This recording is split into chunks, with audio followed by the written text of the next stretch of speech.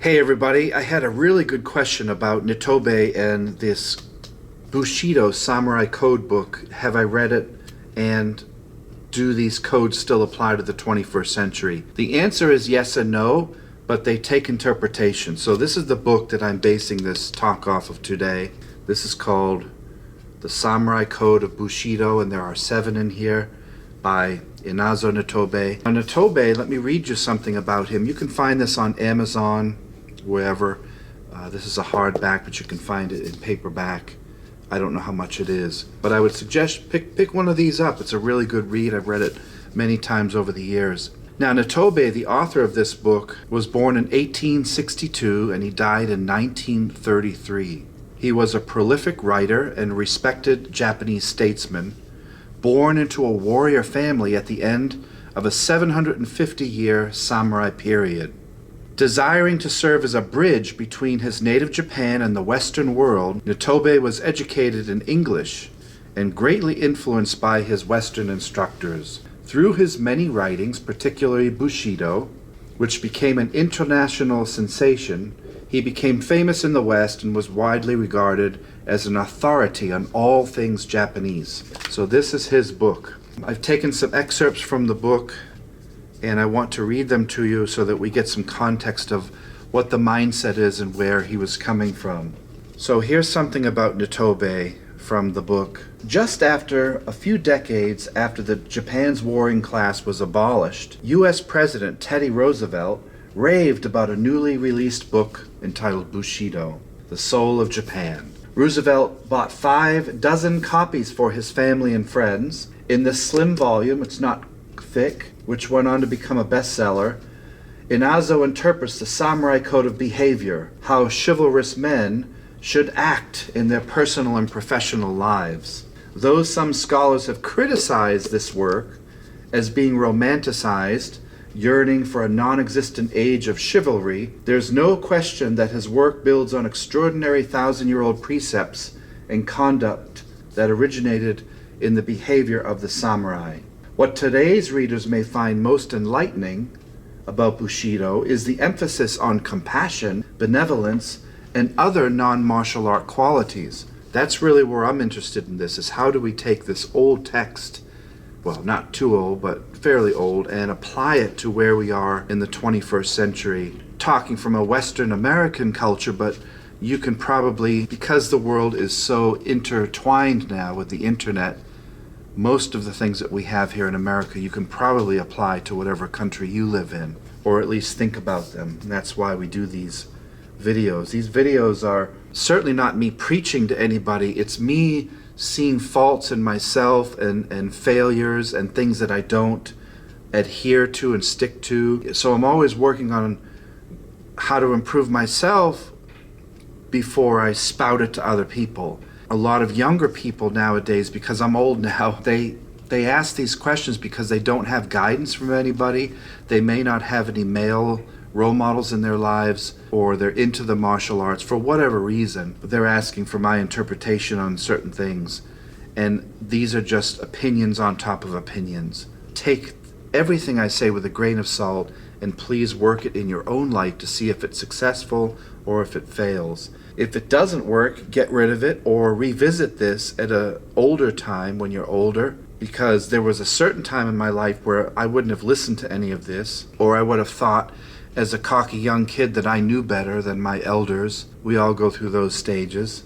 And then there are times where you get knocked on your butt from something tragic that happens in your life, and you let your ego go long enough to revisit these old teachings and kind of learn from other people who have walked before us. So the first one, these are in no particular order, and I've done a video on these in a different light. This is a new way of looking at this old virtues of Bushido for how I'm thinking today in this year. What I said 2-3 years ago might not apply to what I say now. And what's cool about this is in 5-10 years, I might have a completely different thought process on this book, because you get older. The first one is gi. Again, these are in no particular order. Gi means justice and rectitude. Now, rectitude, we don't even use that word. It means morally correct behavior or righteousness. These are words we don't often use in day-to-day language. It can mean morality, principle, goodness, virtue, all of these positive words. I'm not going to use the word rectitude as it's written in here because most of us don't use that. So I'm going to swap it with the word integrity. Integrity is the quality of us trying to be honest and having strong moral principles, moral uprightness. Very hard to do with the age of the internet because it's so easy to hide behind someone else's persona rather than you and I meeting face to face, shaking hands, eye contact. We wouldn't do or say or write the things that we would on the internet. So we have to look at this in a different way with all this modern technology. When we are faced with a challenge, we think it over with deep thought and reflection, trying to avoid our personal biases. We literally ponder and try to see all sides of every argument. Then we consult others who are far wiser than ourselves, and then we commit to make the right decision that we believe is to be right. We uphold that decision with equanimity. We don't consult unseen gods, but we instead consult real people with real voices and real concerns who will be directly affected by our words, actions, and our decisions. We are actively training in the martial arts, as many of you out there are, to protect the weak, to keep evil at bay, and to keep ourselves from self-destructing.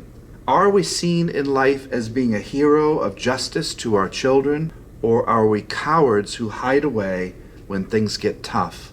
How do you and I uphold justice in modern society? We often see justice as a fool's gold, something that won't work. We look at the system of justice and we laugh at it because those go unpunished who are evil, and those who are innocent are often jailed or killed. But in our own personal lives, do we have moral principles, or do we feel that with modern technology they've gone out the window? Are the things that our parents and grandparents taught us still within us? Or because the families are dividing and separating, are we losing all that wisdom or just completely ignoring it? Upholding justice, having a morally correct behavior. How often is our behavior behind closed doors very different than the behavior in public? And again, with the internet, do we say things on the internet that we would never say face to face with people? These are really good questions that this book brings out in all of us. Bushido, in this case, the Warrior's Code, and I'm wearing a t-shirt that's actually Bushido, which is really cool, and it's got the precepts right here. So I found this t-shirt on Amazon. It's really cool. I'm wearing it today, which is very apropos. Bushido refers not only to martial goodness, but to personal goodness. Morality and justice, they say, the samurai said, are the strongest virtues of Bushido. And a well-known samurai, I don't know who this is from, defined it in this way. This is from an old samurai. He said, "Principle is one's power to decide upon a course of conduct in accordance with reason, without wavering, to die when to die is right, to strike when to strike is right." Another samurai spoke of it in the following terms. He said, "Integrity is the bone that gives firmness and stature. Without bones, the head cannot rest on top of the spine, nor hands move, nor feet stand. So, without integrity, neither talent nor learning can make the human frame into a samurai." That's a cool frame. Let me say that again. Neither talent nor learning can make us into a samurai if we don't have integrity. Now, these are all things that we fail at every single day. We try to live up to this as best we can to make our life something meaningful. Not easy. Easy to say, very, very hard to do and practice with all of the stuff that bombards us every morning when we wake up. Number 2, courage is called courage. Why you? Courage is about valor. That's a word we don't see very often. It's about bravery, tinged with heroism. Courage when in battle or not in battle. Do we have courage? Do we do what we think is right, even when others disagree with us? Could we be wrong? That's a huge part of it. Always questioning these things. Could I be wrong with my thought process or with what I'm saying? Do I have, again, to have the ability to see both sides of the argument? Do we have the courage to stay strong when it appears that there is no hope? That's 2020, right? Being strong to keep others safe around us. When we're training in the dojo, self-sacrificing our own needs to serve and provide for others. How often do I take care of my family and friends beyond my own needs? That's something that takes courage. Taking chances in this one life, rather than hiding away and allowing others to have whatever it might be. Are we brave enough to step into the light and say, no, I want to try, it's my turn? Moving forward in glory when others ran away. That's huge. If there's a battle ahead of us, do we run away or do we stick with it or do we hide? I wrote down a couple of examples. King Theoden, remember that in Pelennor Fields when he gave that great speech in the Lord of the Rings movie, those of you old enough. When Aragorn yelled for Frodo before they went forward into the mouth of Sauron in the Return of the King movie. When Bilbo faced Smaug in The Hobbit. When William Wallace, portrayed by Gibson in Braveheart, made his speech at the battle before Stirling Bridge, or before he was defeated at Falkirk. Was King Edward I braver, or was Wallace braver? You decide. I have my own opinion. Do we have courage in modern day society like the samurai might have had courage, or a knight in King Arthur's time? Legend or not, our job to have courage is to get up in the morning, go to work or provide for our families, and to be there when times look rough, to be strong and help others who need us. Getting through day to day, rigmarole, and just trying to do our best is courage. It takes courage just to turn off the computer and to walk into the next room and tell your family members, hey, I love you, or to communicate something that's been bothering us, to go out into the world wearing a mask or not, and go food shopping if we need to, and be brave when unseen things are against us. This all takes courage, and it's something that we can remember and practice every single day. And how I get courage is often training in the martial arts is a fantastic way to keep us at least understanding courage. We don't always have it. Our teachers force us to go through challenges in the dojo that develop courage, public speaking, things like that. And watching movies or reading a book. Learning about heroes of the past or fictitious characters in movies such as the ones I named, except for Wallace. It's a good idea to find courage through other people and to kind of take on the persona of these characters when we need it most in life. When we're afraid of something, we might have to act like King Theoden or Aragorn or whoever it is that your hero happens to be. Hopefully you have a hero who lives with you or was a grandparent or a father or mother who might still be alive that you can consult. There are many courageous people right around us in our community if we look for them. Number 3, having benevolence. Kindness and mercy toward other people was a huge part. It was called Jin in the samurai code. So there was a time when the samurai had the power to take your life. It was legal for him to kill you on the street if you insulted him or insulted his lord in some way. Talk about a lack of justice there. Often he was the judge, jury, and executioner right with his katana. So benevolence, also known as kindness, is about making sure that we are balanced in how we think. It's about making sure that we also have sympathy and mercy at the right time in our life. Can we see the big picture, or do we mercilessly judge others without thought? Do we have compassion for others right now?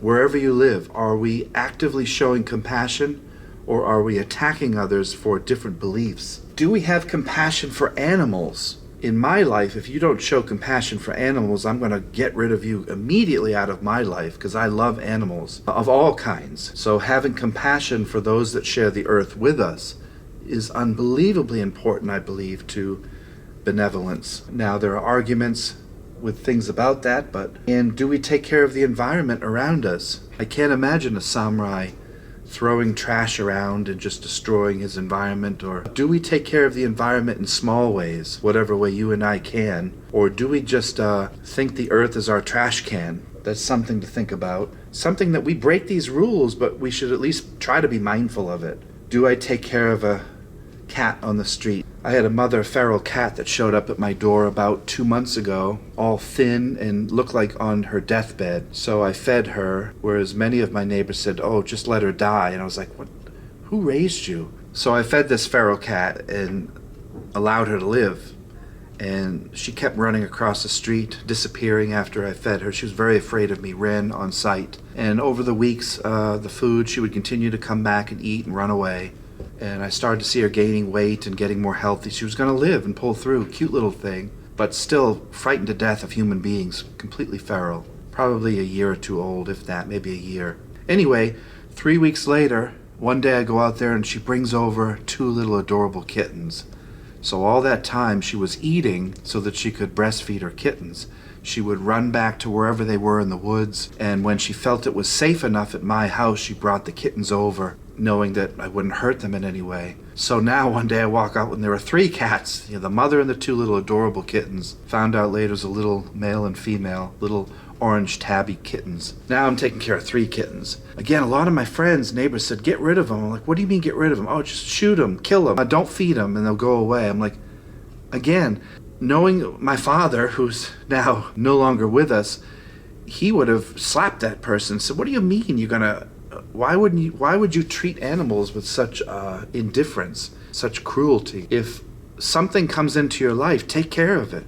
Do your best and have duty, gi, to take care of it. That's a samurai thing to do, I believe. Anyway, the 3 cats finally started to come into the house, and now they're much older, healthier, getting them fixed so that they don't have more babies. Now I have 3 new cats, which I didn't have 2 months ago. And it's my duty, my obligation to take care of these little creatures rather than get rid of them or kill them as some suggested. Things happen in your life for a reason, and my destiny now has changed. Of course, you have to sacrifice other things, but I'm going to do the best I can to make sure they have a good life. That, I believe, is this. Another part of this is not just compassion for others, animals, the environment, but ourselves. How many times do we beat ourselves up every day? We wake up in the morning and that little evil voice says, you can't do it. You're ugly. You're dumb. You will never amount to anything. You'll always be poor. You'll never be able to get an education. You weren't meant to be that. You weren't built to be this. So we constantly beat ourselves up from the inside out. Barrage our brains with negative thoughts constantly. Martial art training for me helped me get over that little scared person that was inside that used to say, you can't do this. You'll never own a school. You'll never be a martial art teacher. You can't be a ninja practitioner. You can't help other people. You're too stupid. You're dumb. You're just a kid from a dumb cow town in Massachusetts. It's really important to not beat yourself up when you want to do something in life and to try to say, look, I'm going to take a chance. I'm going to believe in myself. That's the first part of our student creed. I'm going to take a chance and go out there and try something new. Whatever your goal or dream is, at least try to accomplish it. Are we willing to sacrifice our own comfort to help a fellow human who is suffering? Is anger not an outward manifestation of someone who is obviously scared and suffering deep inside? That's so true. Often when we see someone who's mad and upset, they're hurt. They're angry because that's the only way that they can express the pain, loneliness, frustration that they're feeling on the inside. Many people can't communicate when they're angry in a way that's helpful, so they just lash out and hurt other people. But often the most angry people I know, if you got them in therapy, which would be very good, they are suffering. They are very upset, they're scared, they're lonely, they've had trauma in their life, and they just don't know or have the tools to turn that around, to live a positive life where they're helping others rather than tearing others down. Can we have mercy and benevolence, this gene concept, to other people? It's really easy on the internet to bash somebody when you're not in their shoes and walking their walk. It's very easy to judge what we see on the surface, not knowing the pain that might be just underneath the eyes of that fellow human being. Something to consider all the time when we go out into public or we are engaged socially online. It's really important to remember what we type can really hurt somebody. Number 4, respect, which is re, respect. The samurai would say we should be respectful and polite to everyone we meet. When we say things and when we write them respectfully. We think. The samurai would say to live a worthy life, we respect our elders, those who have lived before us, grandparents, parents, siblings, older people. They know more than we do, they tend to, so we respect them. Do we respect other people's cultures and beliefs, or do we always assume that our beliefs and cultures are correct? I love this country, but we live in a completely delusional bubble in America. If you have not traveled the world, you tend to be ignorant. And this is a fact that I learned when I traveled. I saw cultures and societies that couldn't care less about what we believe here in America, and they seemed far happier in many ways when they did not assume that they were correct in the world. Again, I love this country more than anything. I'll live and die here, and I would die to protect the shores. But this country has a lot of issues with it without getting political. There are many, many other cultures, belief systems, religions around the world that we need to learn about in order to respect them. Otherwise, we arrogantly think that we're always right and our way is the right way, and then other parts of the world suffer because of it. Would your family or friends describe you as being courteous or rude? Something to think about. Do you and I demand respect for things that we didn't actually earn with hard work and labor? So often we command respect when actually respect must be earned, not demanded. Our actions and what we do with our life will give respect naturally from peers and co-workers and friends by what we say and do. We shouldn't expect respect. Do we lower ourselves to the level of the mob in order to feel part of a tribe? This is big nowadays, isn't it? Where we are afraid to speak our mind because we feel we'll be ostracized and separated from the tribe. And in the old days, through evolution, if you were ostracized from your tribe, you were as good as dead. You were pushed out into the desert, into the forest, wherever, and you would die of starvation if the tribe didn't assist you in living. Are we afraid to stand up with courage, which comes later, and honor with our beliefs, or are we afraid because we'll feel that we'll be canceled? Something to think about. Is what we are doing right now going against all that our parents and grandparents tried to teach us? I think about that all the time because I'm getting older and everyone's dying around me. What would my grandmother have said if I do this? Or what would my grandfather have said if I do that? What would my father be saying right now if he was sitting next to me making my decision? Consulting with the dead is something that can give us real insight sometimes. But what would our grandparents have said? Would my mother be proud of what I type on the internet? Would my father be proud of how I treat my children? Would my grandfather be proud of how I treat the environment? Would my grandmother be proud of how I treated that person at the store today?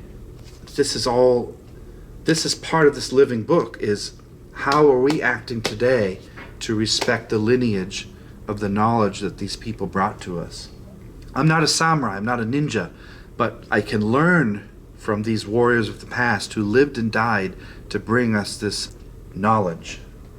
Number 5, which is called Makoto, which is about honesty. Honesty is a very important part of the samurai code of Bushido, or knighthood, as they believe that being honest in everything they do earns them the respect, which we just talked about, and means that they can be trusted in the darkest of times. Now, for you and I in the 21st century, we don't have battles anymore, with the exception of the brave military. Can I look in the mirror in the darkness of night when we're all alone with just our thoughts and our inner dialogue? And can I be honest with myself when things in life aren't going very well? Can I be honest and be the person I want to be rather than the one that I give to the public?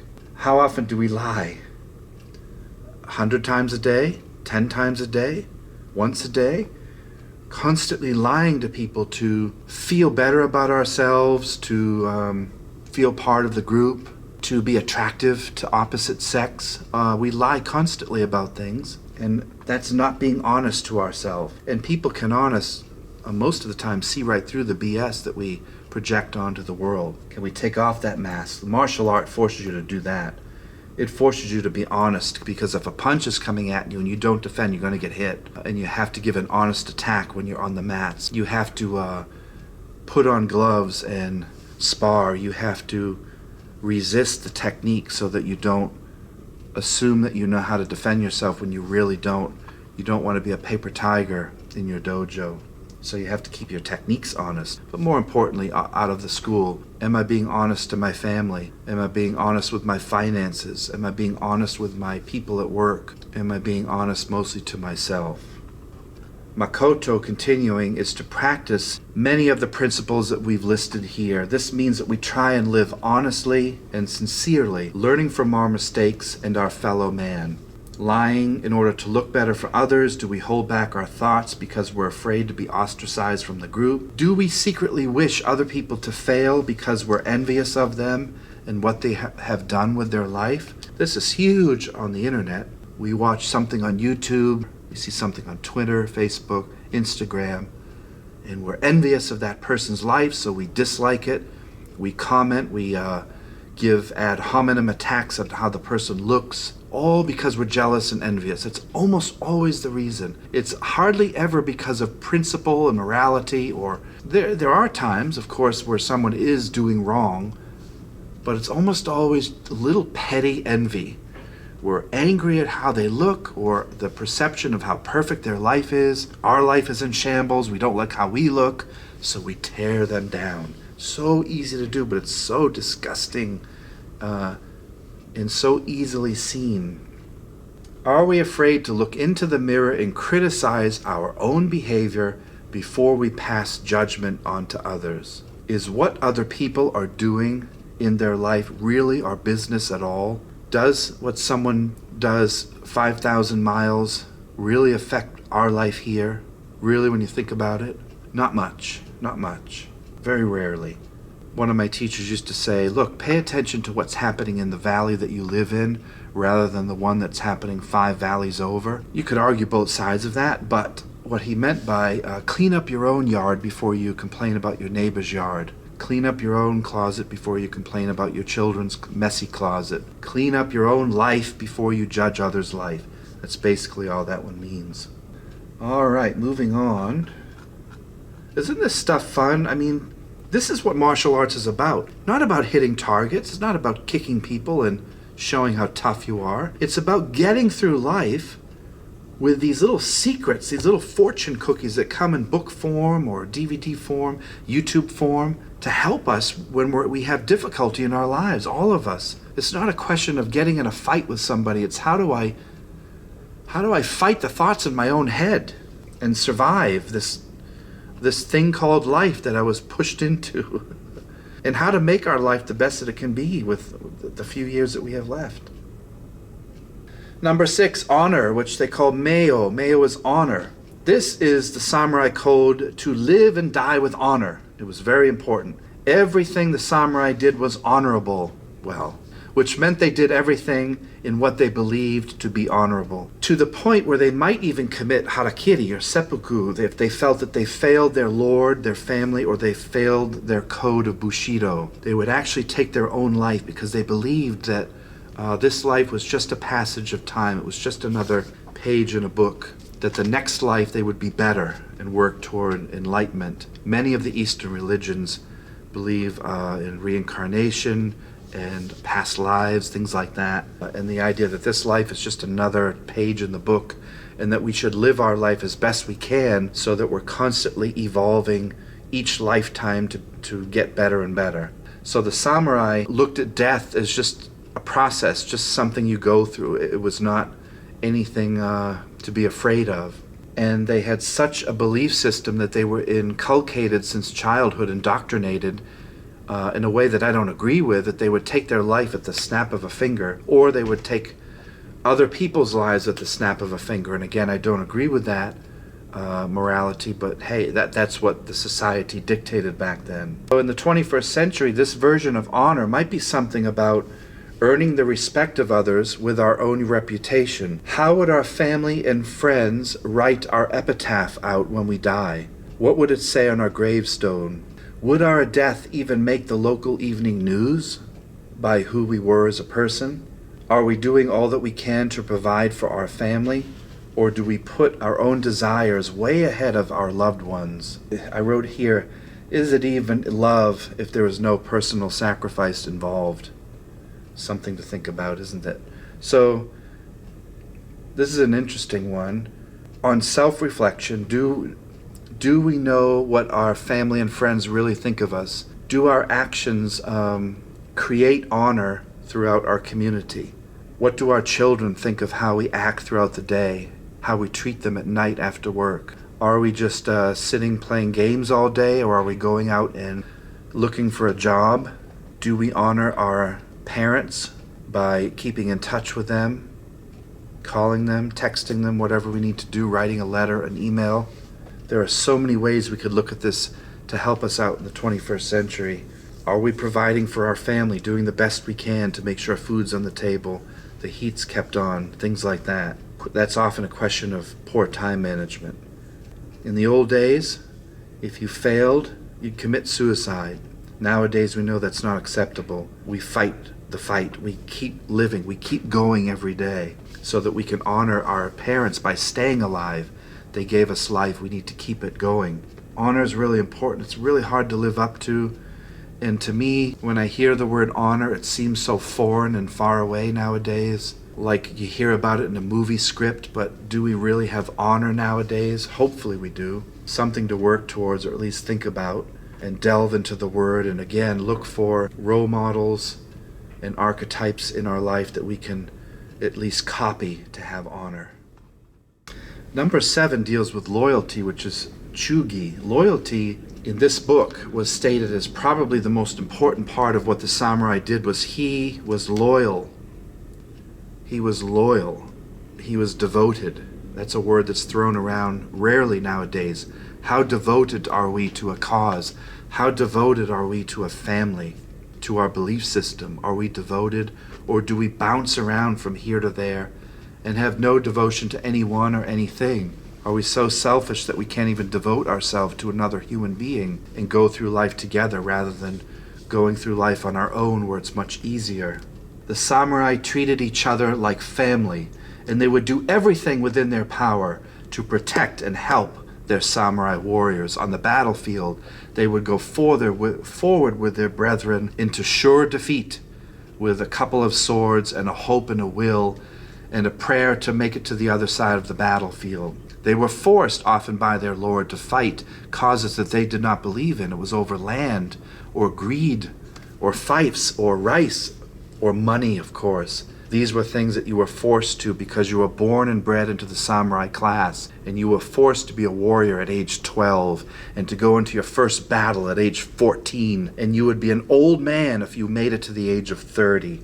These were barbaric times, yet times where loyalty and honor were at the precipice of everyone's thought pattern. Nowadays, it's easy not to be loyal because we can hide behind the computer screen and bounce around to wherever we want. Life is easy nowadays, in my opinion. Are we loyal nowadays? Are we loyal when we go online and we backstab someone? Are we being loyal when we betray our family? Are we being loyal when we betray our family and friends or co-workers to get one notch up the ladder at work? Are we loyal in our martial art dojo? Are we loyal to our teacher, or do we talk bad about him or her behind closed doors? Do we gossip about other fellow students because they don't look as good as we do on the mat? Is loyalty easily bought with money? How much does money influence our loyalty nowadays? Are we now so woke nowadays that we can't even say what we think without being afraid of being canceled by online mobs? Something happening constantly nowadays. Are we loyal to ourselves when we lie to people every day to save face and to look good? Or are we not living authentically and we're just going along with what is perceived as normal versus what we are really like on the inside? Are we actually devoted to something bigger than ourselves nowadays? That's something to think about. My teachers would always say, find a purpose in life and make it your own, but find something larger than yourself, whether it's an organization, a belief system. They said if you're stuck with your own thoughts all the time, you'll end up depressed and sad and angry. If you get out and embrace society and go out there and help other people, serve other people with whatever you're doing, and this is what's great about all of us, you and I, whatever our job is, it involves thousands of people. Everything that we do for a living, we are helping society. Think about that. How many people does it take to make your product and sell it? How many people does it take to move a product from one side of the world to the other? We're all involved with helping each other out on this earth. So to wrap this up, these codes of Bushido are something that we can think about and ponder in between work and play and training. This is martial art training in its highest form. This is philosophy put into practice with all of the difficulties you and I encounter every single day. When we turn this video off and we go back into the real world, things that are going to affect us are going to haunt us and attack us immediately. And all of the issues that we may have let go of for the last 20 or 30 minutes are going to pop right back into our head. Our thought processes are going to go back. The negativity is going to take over. We need to remember these codes, these virtues, and try our best to follow them. What I would suggest to people is don't just have it in a book collecting dust on the shelf. Buy a poster. They make these in poster form, the 7 codes of Bushido. Buy that for $10, whatever it is. Have it shipped to your house and put it up in your bedroom. Put it up in the bathroom, in the kitchen, living room. Make a nice frame so it looks good, and make it available so that we can see these, memorize them, and then live by them. Because I'm telling you, when you're at your worst and you look at that poster, you're like, gosh, I failed 5 of these, but can I do the other 2? Yeah, I can do those 2 today. Or maybe take one and really focus on that one virtue and practice it every day. By the time we know it, because we have a visual aid, it will help us, and we'll be able to not just memorize these, we'll live by them. And then when we do fail, we can go back and look at that poster again tomorrow. Hey guys, thanks so much for joining me today. This is the most important part of martial art training, is what we do in between classes. You know, last night we were working with the Joe. We were dealing with attacks, hook punches and modern day attacks, but you know, going home, driving home after class at night at 9 o'clock at night, all these thoughts flood back into my head. Was I a good person today? Did I help someone today? I made a mistake earlier. Can I fix that tomorrow? All these things I think about constantly, and I know you guys do as well. Are we making this day the best day it can be? The beauty of it all is that we can try again. We can go to bed and wake up with a fresh new sunrise and try again our best to do better. We can ask for help when we need it. We have 1,000,000,001 books in the internet, so knowledge is not a question. We have opportunity, and we believe in ourselves enough to get up in the morning and try again to do our best. We'll see you guys in the next video. Obviously, like, subscribe, all that stuff. We appreciate your time. In the next couple weeks, we're going to do another channel giveaway. The last one was really successful. A young man in Florida won the Tanto knife. I'll put up a picture of him. He was so happy to receive that knife, and we'll do more channel giveaways in the coming months for you guys who are loyal to the channel. We'll see you soon. Have a great morning, evening, or afternoon, wherever you are. I'll talk to you soon. Bye-bye.